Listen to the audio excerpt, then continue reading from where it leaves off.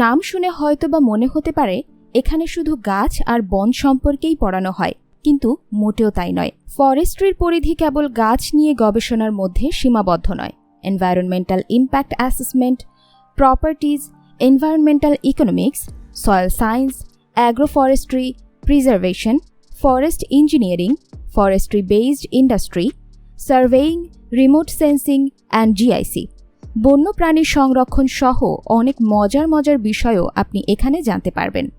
কি কি কোর্স পড়ানো হয়? Physics, chemistry, math, computer applications, sociology প্রভৃতি কমন কোর্স বাদেও রয়েছে ecology, entomology, environmental impact, wood structure, tree physiology, soil science, forestry measurement and industry, forestry based industry, forest engineering, surveying প্রভৃতি। Soil science, biology, climate science, botany, oceanography, economics এবং বন ব্যবস্থাপনার ওপর হাতে কলমে শিক্ষা দেওয়া হয়। দেশে মাত্র 3টি বিশ্ববিদ্যালয়ে এই সাবজেক্ট আছে বলে যে গবেষণার সুযোগ লিমিটেড, ব্যাপারটি এমন নয়। বরঞ্চ এই গতিশীল সাবজেক্টে আপনি ভালো করলে দেশের বাইরে জার্মানি, ইউকে, আমেরিকা, তাইওয়ান, ফ্রান্সের মতো দেশগুলোতে উচ্চশিক্ষার জন্য যেতে পারবেন। ফরেস্ট্রি সাবজেক্টে স্কলারশিপ বেশ ভালোই মেলে। অধিকাংশ বিশ্ববিদ্যালয়ে স্কলারশিপ দেয় এবং কিছুতে পার্ট টাইম চাকরিরও সুযোগ রয়েছে। Forestry and environmental science scholarship লিখে গুগল সার্চ করলে স্কলারশিপ নিয়ে অসংখ্য তথ্য মিলবে। ফরেস্ট্রিতে চাকরির ক্ষেত্র। ফরেস্ট্রি ডিপার্টমেন্ট থেকে পাশ করা ছাত্রদের কর্মক্ষেত্র যথেষ্ট পরিমাণ প্রসারিত। দেশের বিভিন্ন সরকারি ও বেসরকারি বিভিন্ন প্রতিষ্ঠানে এখানে শিক্ষার্থীরা কর্মরত আছে।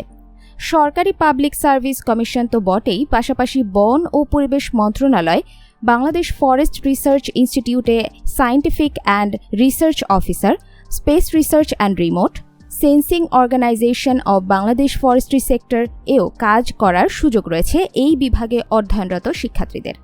এছাড়া বিভিন্ন পাল্প অ্যান্ড পেপার মিলসে ও বাংলাদেশ ফরেস্ট ইন্ডাস্ট্রিজ ডেভেলপমেন্ট কর্পোরেশনে ম্যানেজার পদে ও কাজ করছে এ বিভাগ থেকে পাশ করা ছাত্রছাত্রীরা।